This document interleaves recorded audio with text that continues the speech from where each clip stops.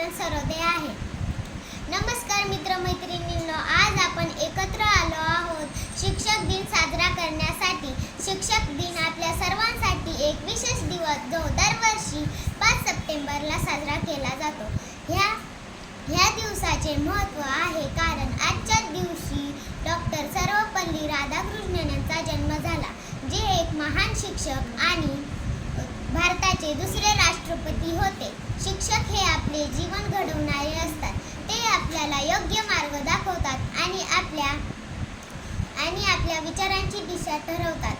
आपल्या यशाच्या पाठीमागे आपल्या शिक्षकांचे मार्गदर्शन आणि आशीर्वाद असतात.